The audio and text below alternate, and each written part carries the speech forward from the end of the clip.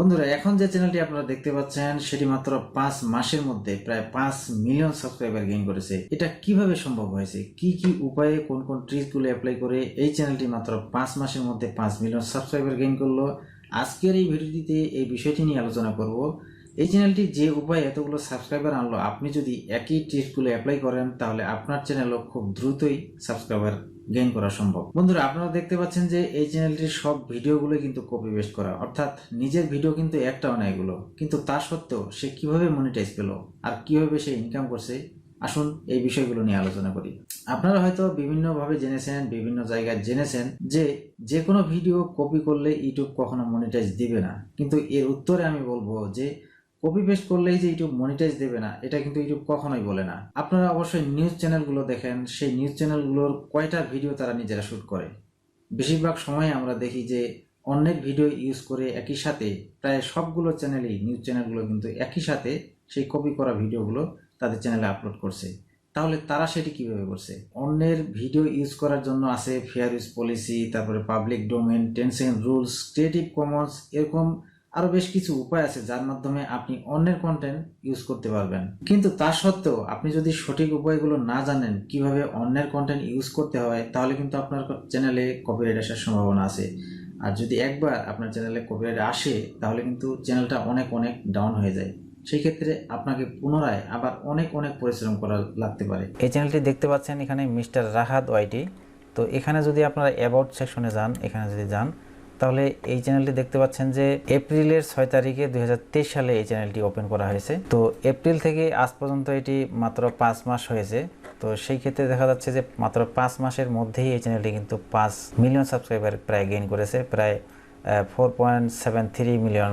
এখন যদি আপনারা এখানে তার কন্টেন্টগুলো দেখতে চান তাহলে সেখানে দেখতে পাচ্ছেন যে শুধু শর্ট সে আপলোড করেছে, লং ভিডিও কিন্তু সে আপলোড করেনি। তো আমরা যদি শর্ট ভিডিওতে যাই তাহলে এখানে কিন্তু আপনারা দেখতে পাচ্ছেন সবগুলোই ভিডিও কিন্তু চাইনিজদের। হ্যাঁ, তো এই কন্টেন্টগুলো সে কিভাবে পেলো, কোথায় থেকে পেলো এবং কিভাবে সে এই কন্টেন্টগুলো ইউজ করে তারপরেও সে কপিরাইট স্ট্রাইক খাচ্ছে না বা কপিরাইট ক্লেম আসছে না, সেটি এরপরেও সে আবার মনিটাইজও করছে এবং সেখান থেকে সে ইনকামও করতেছে। এই ভিডিওগুলো বের করার একটা উপায় আছে, এগুলো আপনি ইউটিউব থেকেই পাবেন। তো এগুলো যেহেতু এগুলো ফান ভিডিও, তো আপনারা চলে যাবেন ইউটিউবে, এখানে ইউটিউবে চলে যাবেন। এই ধরনের ভিডিও বের করার জন্য আপনারা ইউটিউবে আসবেন, অথবা অন্যান্য কিছু সাইটও কিন্তু পাওয়া যায়, যেমন চাইনিজ কিছু সাইট আছে যেগুলো চাইনিজ সোশ্যাল মিডিয়া আর কি, সেখানে কিন্তু এরকম ধরনের ভিডিও তারা আপলোড করে, সেখান থেকে আপনারা কপি করতে পারেন। তো আপনারা এই ভিডিওগুলো কীভাবে ইউটিউব থেকে সার্চ করে বের করবেন? তো ইউটিউবে এখানে যদি আপনারা যে রিলেটেড ভিডিও আপনারা চাচ্ছেন, যদি আপনারা ফান রিলেটেড ভিডিও চান তাহলে এখানে আপনারা ফানি ভিডিও যদি আমরা এখানে লিখে ইন্টারপ্রেস করব। ইন্টারপ্রেস করার পরে এখানে কিন্তু বিভিন্ন ধরনের ভিডিও চলে আসছে।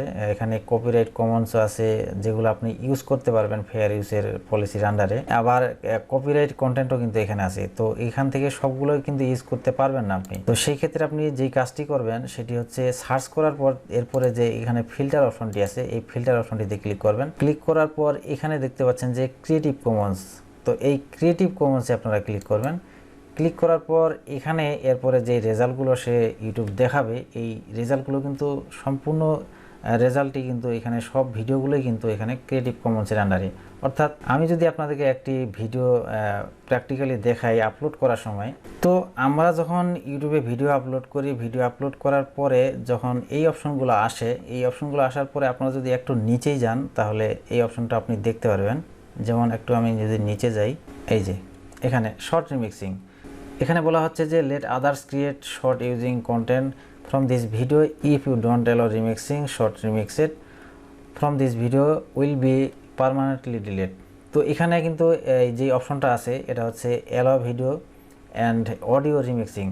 তো এই অপশনটা কিন্তু সাধারণত ডিফল্ট অবস্থায় থাকে, allow থাকে।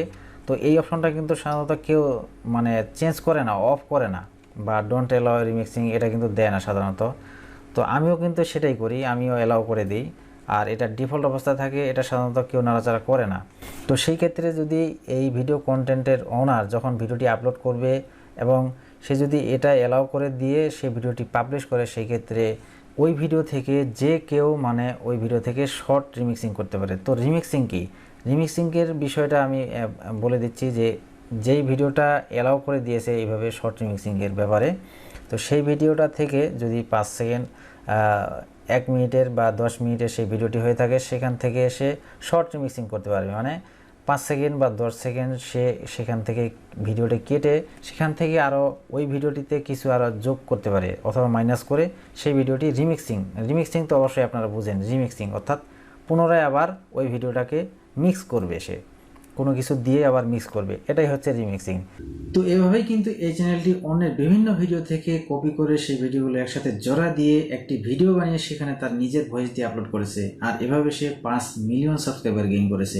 আর এ ধরনের ভিডিও কিন্তু খুব বেশি জনপ্রিয় হয়ে থাকে, আর এই জন্যই এই চ্যানেলটি খুব দ্রুতই 5 মিলিয়ন সাবস্ক্রাইবার গেইন করেছে এবং তার চ্যানেলটি মনিটাইজও পেয়েছে। আর এই 5 মিলিয়ন সাবস্ক্রাইবারের কারণে তার মনিটাইজ না থাকলেও কিন্তু সে সেখান থেকে প্রচুর পরিমাণে ইনকাম করতে পারবে। সেখান থেকে সে অ্যাফিলিয়েট মার্কেটিং করতে পারবে, ড্রপ শিপিং করতে পারবে অথবা স্পন্সর নিয়ে। তো সবাই ভালো থাকবেন, দেখা হবে পরবর্তী কোনো ভিডিওতে। সে পর্যন্ত ভালো থাকবেন। আসসালামু আলাইকুম।